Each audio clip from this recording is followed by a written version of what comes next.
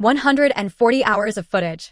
It's still hard to understand why he would ever film himself doing any of this, but at the same time, it's impossible not to acknowledge how damaging that decision may become. The people who continue to defend him so loudly now will likely fall silent as more information surfaces. When 50 Cent's Netflix documentary Sean Diddy Combs, The Reckoning was released, it immediately shook Diddy's world and flipped the narrative overnight. However, despite how explosive and controversial the documentary was, many of the most disturbing details never made it onto the screen. The individuals who allegedly helped build and protect Diddy's empire were never named. His rumored involvement in violent crimes was barely explored. Kim Porter's autopsy report was excluded entirely. Leaked voicemails that allegedly linked Diddy to Tupac Shakur's murder were never aired. Today, we're breaking down everything that was left out and why it matters. I got my MTV out. Savage! I'm a savage! Oh! I'm a savage! Whatever I want, I'm going to get! Whatever I want, I have to get!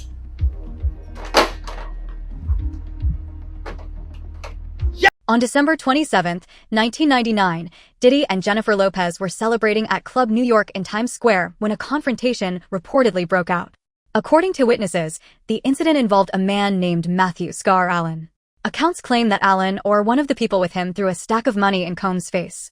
What happened next, witnesses say, escalated quickly. Diddy allegedly became aggressive, and during the chaos, he reportedly pulled out a firearm. According to testimony, a woman named Nada Rubin was shot in the face during the incident, suffering a life-altering injury. Charges and allegations against me are 100% false, and I feel confident that in the next couple of days that I'll be vindicated. Everything will be all right. Words of confidence from rap star Sean Puffy Combs, made after he posted $100,000 bail on 3 counts of weapons charges. Combs' latest run-in with the law started at Times Square's Club New York, just after 2 o'clock Monday morning. Based on an eyewitness account, prosecutors say Combs, partying with girlfriend and actress Jennifer Lopez, got into an argument with someone. That person reportedly then threw a stack of money in Combs' face. Prosecutors then say one of Combs' associates, 19-year-old Jamal Barrow, also known as the rapper Shine, opened fire, while Combs reportedly pulled out a pistol of his own.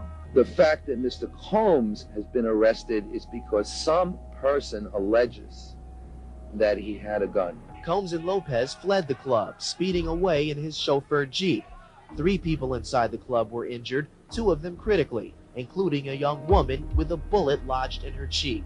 Police say a high-speed chase involving Combs, Lopez, and 2 of his men riding up front spanned 20 blocks up 8th Avenue, through at least 11 red lights. When the squad cars caught up, a gun was found near the front seat. What raised even more suspicion was what allegedly happened immediately afterward. Reports state that Diddy fled the scene rather than staying to cooperate with authorities. Law enforcement allegedly had to pursue him through Manhattan, during which he reportedly ran at least 11 stop signs in an attempt to evade police. The chase only ended when the NYPD finally stopped the vehicle. Authorities later claimed that a stolen firearm was recovered from the car. Critics have questioned whether this behavior aligns with that of an innocent person, arguing that panic, flight, and reckless risk-taking often suggest fear of far greater consequences. On Sunday evening, I went to Club New York, and under no circumstances whatsoever did I have anything to do with a shooting. I do not own a gun, nor did I possess a gun that night. I had nothing to do with a shooting in this club. I want to make this 100% clear. I had nothing to do with a shooting in this club. And I feel terrible that people were hurt that night. I'm positive in the next couple of days, due to the investigation, that the truth will come out. Thank you very much. Let me say this once. It is very frustrating that every time some person decides to make an accusation against Mr. Combs, that the press reports it as if it's true. It is a total lie. Mr. Combs went by himself in a limo with Miss Lopez, went to a club. He did not possess a gun. She did not possess a gun. Whatever happened at the club had nothing to do with him. There were shots fired. And when he went outside and he was whisked into a car in the back of the car with Miss Lopez, the gun was found in the front where two other people were. Now, the reason Miss Lopez was dismissed is because if you or I went into a car and sat in the back seat and a gun was found in the front, our cases would be dismissed. The reason Mr. Combs' case was not dismissed is a simple one, because every time someone lies, you all take it as true. Diddy's legal team strongly denied any involvement in the shooting. They maintained that Diddy was not responsible and claimed it was merely coincidence that the vehicle used during the chase contained a stolen gun. However, more than a dozen witnesses inside the club, including the victim herself, reportedly stated that Diddy was involved. Nata Rubin still has the bullet lodged in her face to this day. Over the years, she has spoken publicly about the trauma she endured and what she says happened that night. No doubt in my mind who shot me. You have said since really right after the shooting that it was P. Diddy who shot you. I was standing by the front door. I watched the entire thing out. I had no reason to believe that it would escalate to a shooting. It was just male machismo and bravado at first. A lot of pushing and shoving, raised voices, hands. But then I saw them reach in their waist and draw from their hip. And I knew. I instantly turned to my friends and told them, be careful, watch out. And when I turned back, I know, and I've said over and over, I've heard the voice of God said, you are about to be calm down. And as I said no, I looked straight forward ahead and I watched the muzzle flash from both of their guns and I felt the impact to my face instantly. J-Lo testified at the grand jury, as did many other people. It needs to be reopened because if that is in fact the case, she carried the gun in and she lied. As if the shooting allegations weren't enough, additional claims emerged that Diddy attempted to shift the blame. According to multiple reports, he allegedly offered his driver $100,000 to claim ownership of the gun. Ultimately, rapper Shine Barrow was charged and convicted in connection with the shooting, serving a 10-year prison sentence. Shine has repeatedly claimed that he was framed and that Diddy used his influence to escape accountability.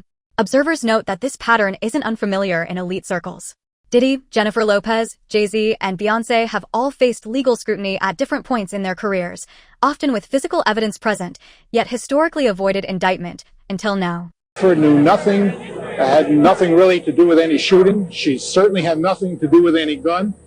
And we were confident that if they did do the kind of investigation they did, that would be the end of it. It also wasn't just Diddy allegedly involved in violent incidents during that era. In the same year, just weeks before the Club New York shooting, another major figure in hip-hop was accused of attempted murder. That figure was Jay-Z. A top rap star is busted. Jay-Z turned himself in tonight, and the cops started working on his rap sheet, accusing him of a stabbing at a trendy party. Kimberly Richardson is at Midtown South right now. Kimberly. Well, Rosanna, just a few hours ago, police here at Midtown South arrested Sean Carter, better known as Jay-Z. The rap star voluntarily turned himself in here at the precinct earlier this evening. Now, Carter is being held here in connection with that stabbing fight that erupted at the Kit Kat Club last night. But just a few moments ago, Carter's attorney had this to say. He's not involved in this, period. He was at the club? That's my only comment. He wasn't involved in this. So it was someone else that did the stabbing and the hitting? I didn't say that. I said he was not involved in it.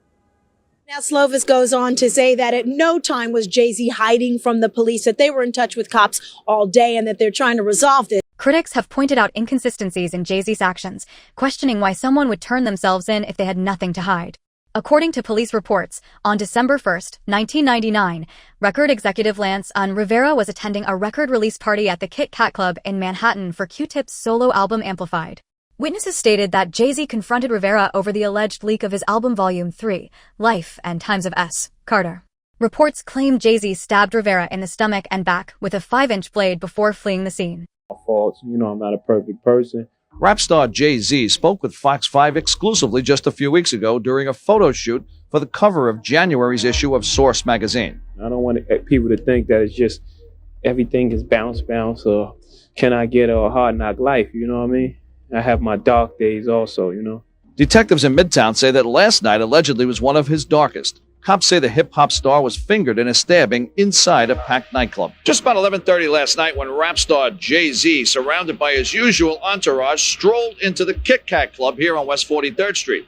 Once inside, he had a confrontation with record producer Lance Rivera. Cops say the argument heated up during a party celebrating a new release by rapper Q-Tip. Jay-Z and his crew surrounded the 33-year-old Rivera and his 29-year-old brother Corey. Witnesses say that Jay-Z allegedly plunged a knife into Rivera's stomach and smashed a bottle over his brother's head before running out of the club. I'd like to talk to you about what happened here last night. Delgado knows all too well, and he still sports the scar to prove it.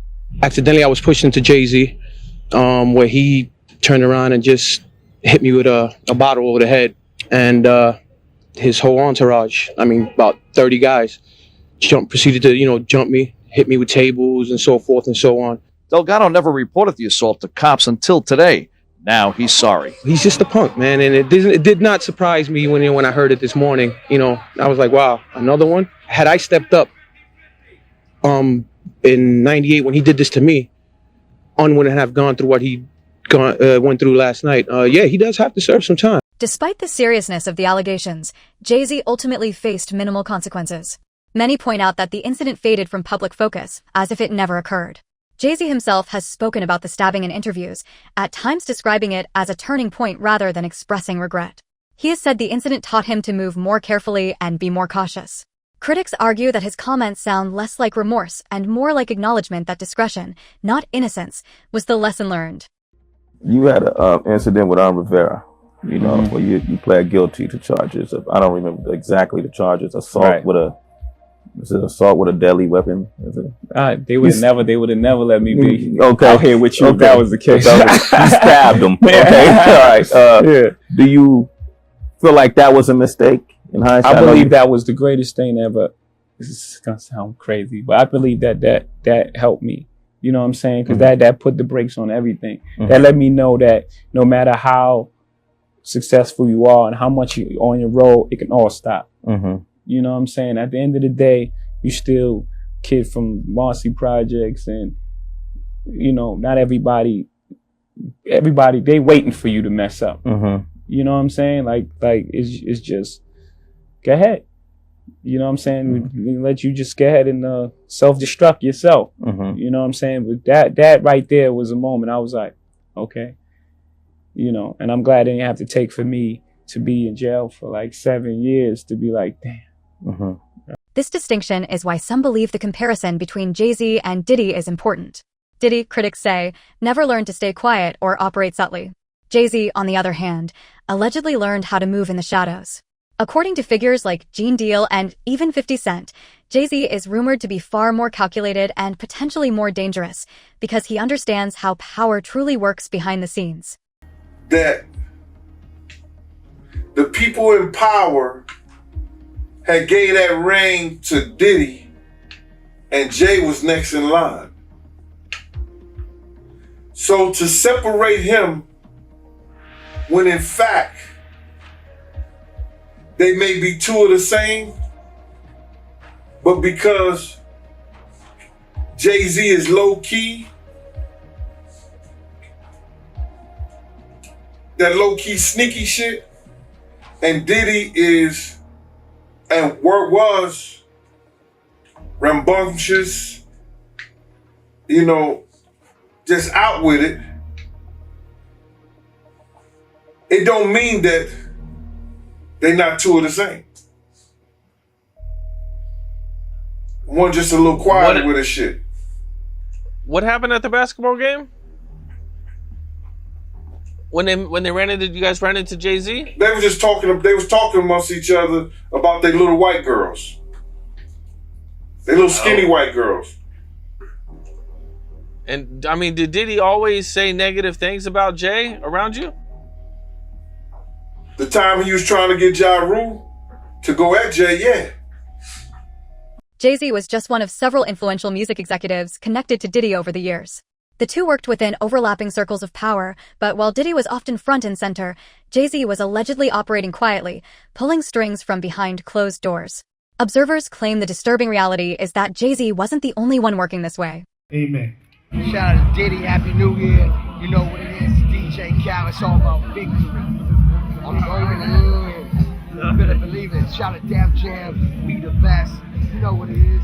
It's 2010, baby. It's the takeover. I'm going in. Happy New Year to the whole planet. God is the greatest. Real talk. And you know, I mean, if there's anything that somebody can say better than that, I'm all ears. But with that being said, continuous blessings to the whole entire universe. Let's do it way big. I want to give a shout out to my brothers that have been inspiring me and been my friends for a long time. One of my best friends in the whole world, Busta Rhymes in the house. You know what I'm saying? He's been my friend for a long time, ever since I was like 12. To understand how extensive Diddy's influence allegedly was, it's important to look at his political connections. Diddy has been photographed and associated with multiple U.S. presidents, including Barack Obama, Bill Clinton, and Donald Trump. All three have been seen attending events or social gatherings linked to him. This raises uncomfortable questions about how Diddy became so close to some of the most powerful individuals in the country, and why those relationships were rarely scrutinized. Apologize for not sweating, but I do this so much. I'm so cool. I just want y'all to see everybody I'm interviewing is sweating. I'm not even touching my brow. I'm so cool, and I want to apologize. I ain't trying to make you look bad or nothing like that, but I'm just so cool. He's wearing a t-shirt. I tell you, if he was wearing one of those fancy designer clothes, he's designer, he'd be sweating just like me. The guy's good. The guy's good, y'all. Let's give it up for him. He's a good friend of mine. He's a good guy. Donald Trump's past comments about Diddy have recently resurfaced following Diddy's arrest and indictment on sex trafficking charges. A clip from a 2012 episode of The Celebrity Apprentice shows Trump publicly praising Combs. During the episode, contestant Aubrey O'Day spoke about her experience working with Diddy in the girl group Donity Kane.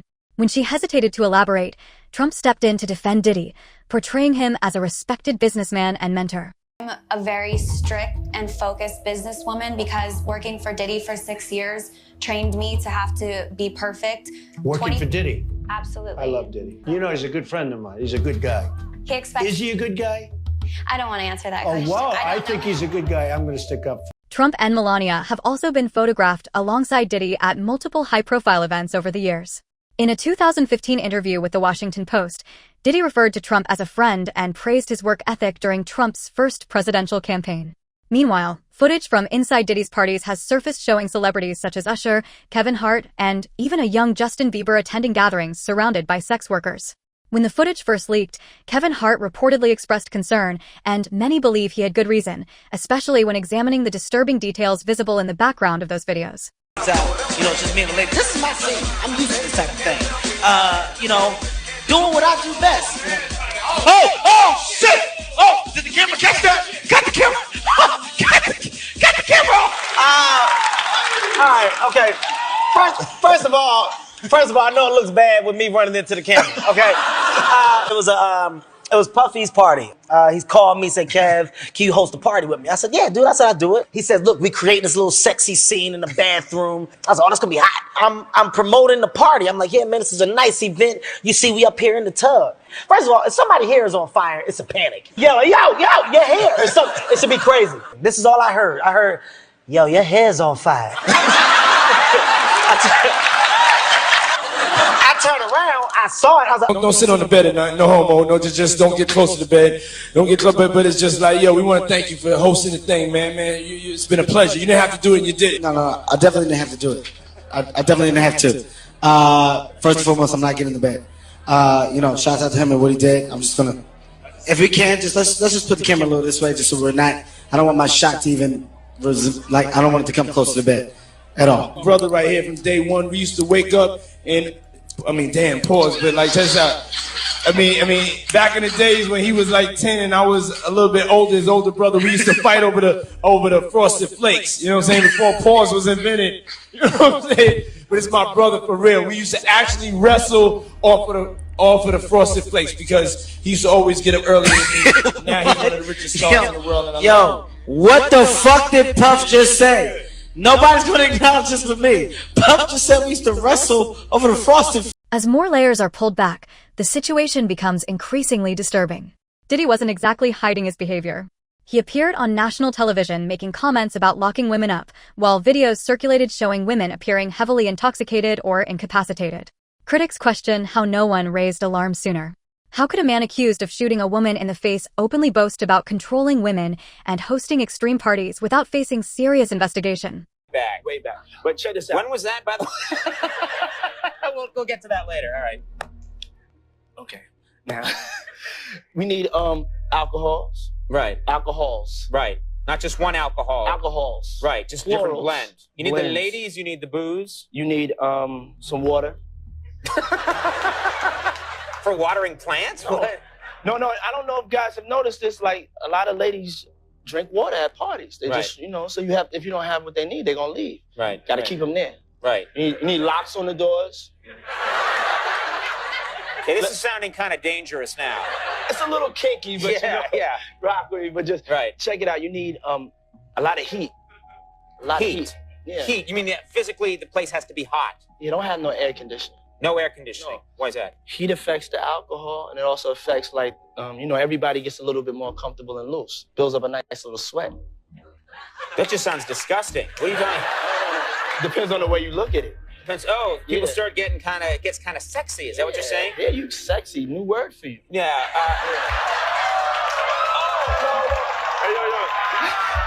No, I wasn't saying.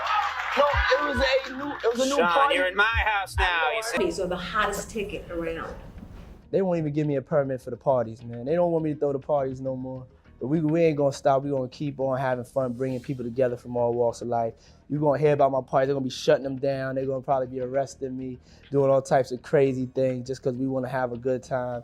Whenever you bring up a different element into people's environment, things that broaden people's horizon, people get intimidated. There's a lot of people out there that feel intimidated by it. It ain't nothing but break it down racial barriers, break it down generation barriers. People from all walks of life. Ron Perlman talking to Jay-Z, Jay-Z talking to, you know what I'm saying? It just goes on and on. It's just like people from all walks of life connecting and getting together. Yeah. Your parties are the hottest ticket in town. People dying to get into your party. How does that make you feel? I mean, it's cool. It doesn't make me feel any way special. It doesn't make me feel like a bigger person. It just makes me feel like I know how to. While these allegations surrounded Diddy's public life, his private life was reportedly just as troubled. He was allegedly cheating on Kim Porter with Cassie and was accused of abusing both women. Gene Deal, Diddy's former security guard, has stated multiple times that Diddy physically assaulted Kim Porter, leaving visible bruises. Then, in November 2018, Kim Porter died unexpectedly in her sleep at just 47 years old. Just really started breaking down, the exterior of any shell that I put up. From the top of the year, I was going through a real dark time, and I was really depressed. And I don't know why. I don't know. I just could have been because I was getting older and I didn't know. I just went through a dark time. And she would come over and make sure. In the way of that, but honestly, anybody that's lost a mother, lost a soulmate, it takes time. It takes time. I don't, they say time heals all wounds. When it comes to your mother or mothers, I don't think that's the case. I think we have the strongest beings. If it comes to a category of who's the strongest beings on the face of the earth, it would have to be black mothers. I don't think anybody can ever understand how hard it is to be, to be a black mother. Ooh. Man, God bless Diddy, man. Tears are how our heart speaks when our lips can't describe how much. The Los Angeles County Department of Medical Examiner Coroner later released Kim Porter's autopsy report, and many observers believe it raised more questions than answers. According to the report, Kim was in good health shortly before her death. Within just 10 days, she was gone. The suddenness of her passing has fueled speculation and controversy. Called Case Lawn at the LA County Department of Medical Examiner Coroner to report this apparent natural death. It was reported that the decedent was found unresponsive bed by family members. That's how it's written. 911 was dialed and death was determined at the scene. There was no known medical history other than recent cold flu-like symptoms for the past few days. An in-house physician prescribed antibiotics and IV fluids. There was no known history of drugs or alcohol use. PMD Michael Fardam. And then up here it says Farzam. So I don't know if that's her doctor. that came to her home. I'm not sure. I was assigned this field call by Lieutenant Smith on the 15th of November 2018 at approximately 13:16 hours. I arrived on scene at approximately 14:10 hours and departed from the scene at approximately 16:33 hours. Foul play is not. Gene Deal has repeatedly claimed that Diddy abused Kim Porter and treated her as leverage within his circle of power. According to his statements, Diddy allegedly pressured Kim into situations with other men and became aggressive when she refused. These claims, combined with the timing of her death and the broader pattern of allegations, continue to fuel intense public scrutiny and unanswered questions. That smothering her with the pillows and all that, like he playing with her. I know she was tired. Yeah, he also told Rolling Stone that Diddy, he's a jealous person that don't know what love is. He knows that, bruh. Kim couldn't have nobody, bruh. Kim couldn't have nobody. You understand what I'm saying, bruh? Diddy could do whatever, Puff could do whatever he wanted to do, Brother Love could do whoever he wanted to be. If Kim ever tried to get with somebody, Puff would interfere with them or with her trying to be with them. He wasn't letting that happen. Unless he was bringing them to the picture. That's what he used Kim for, bro. He wanted to make a deal with somebody. He'll get another girl and a guy that he's trying to make a deal with, and him and Kim, they all party together. Man, he used Kim for that shit, bro. Wow, so he used Kim for that? Yeah, bro. Yeah. You don't do that to somebody you're supposed to love.